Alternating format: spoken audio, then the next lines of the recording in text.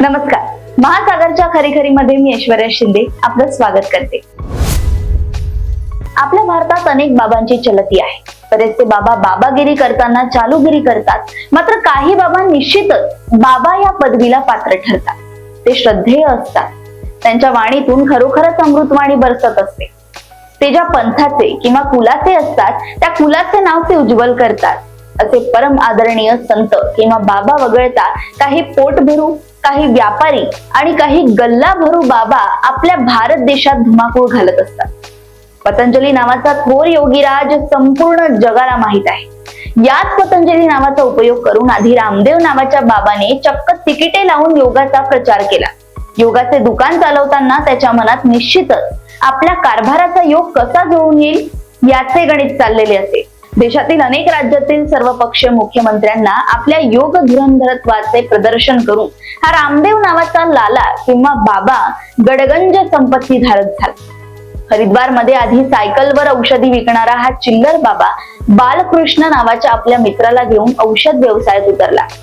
कोणताही व्यवसाय करणे वाईट नाही, व्यवसायात थोडा बहुत खोटेपणा सर्वच करतात, पण भगवे कपडे घालून पतंजलीच्या नावाचा वापर करून खोटे नाटे व्यवहार करणारा हा महापापी रामदेव बाबा स्वतःला बाबा कसा म्हणू शकतो, हा आमच्या समोर प्रश्नच आहे।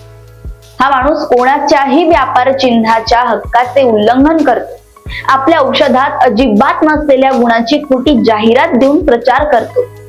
भारतातील डॉक्टरांच्या संघटनेने या खोट्या लालावर न्यायालयात दाखल केलेल्या याचिकेवर चक्क खोटे प्रतिज्ञापत्र दाखल करतो।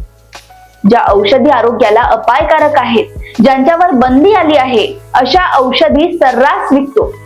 वरून चक्क सर्वोच्च न्यायालयात आपण त्या औषधी विकत नाही असे सांगतो। एखादा निगरगट्ट बदमाश ज्या काही खोट्या नाट्या या गोष्टी करतो ते सर्व भगव्या वस्त्रांच्या आत हा बिलंदर बाबा करतो। कोरोनिल ही गोळी अतिशय बोगस होती, मात्र जणू काही कोरोनावरील प्रचारासाठी या गोळीचा जन्म झालाय अशी फसवी जाहिरात करून अब्जावधी रुपयाच्या बोगस गोळ्या या भगव्या गुन्हेगाराने विकल्या। ज्यावेळी संपूर्ण देशात कोरोनामुळे हाहाकार उडाला होता, त्यावेळेस असंख्य गोळ्या विकून या बाबाने कोट्यवधी रुपये कमवले। दिल्ली उच्च न्यायालयाने याबद्दल या बाबाचे कान उपटले आहे। तिकडे मुंबई उच्च न्यायालयात मंगलम ऑर्गॅनिक्स लिमिटेडने आपल्या ट्रेडमार्कचे उल्लंघन केल्यामुळे याचिका दाखल केली होती। त्यासाठी न्यायालयाने या बालकृष्ण आणि रामदेव जोडीला 4.5 कोटी रुपयांचा दंड ठोठावला होता। उच्च न्यायालयाने बंदी केल्यावरही पतंजलीने मंगलम ऑर्गॅनिक्सची कापूर उत्पादने खोट्या नावाने विकली।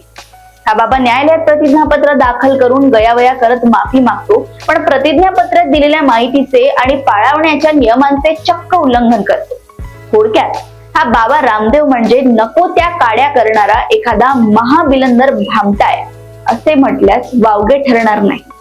पतंजली कंपनीला दंड केल्यावरही आणि कोरोनिलचा बोगसपणा बाहेर आल्यानंतरही रामदेव बाबाची दांडगाई अजून सुरूच आहे।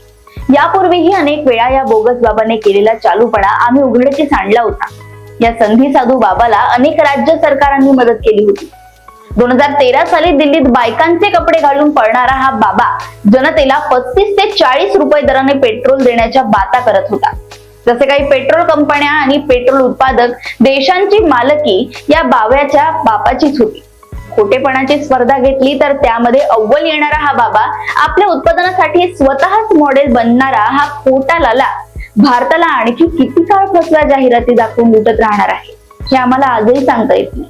अगदी छोट्या न्यायालयापासून ते सर्वोच्च न्यायालयापर्यंत अनेक बोगस लीलांचा भंडाफोड झाल्यावरही या बाबाच्या कंपन्या सर्रासपणे अविश्वसनीय आणि खोट्या जाहिराती करून जनतेला फसवण्याचे काम करत असतात।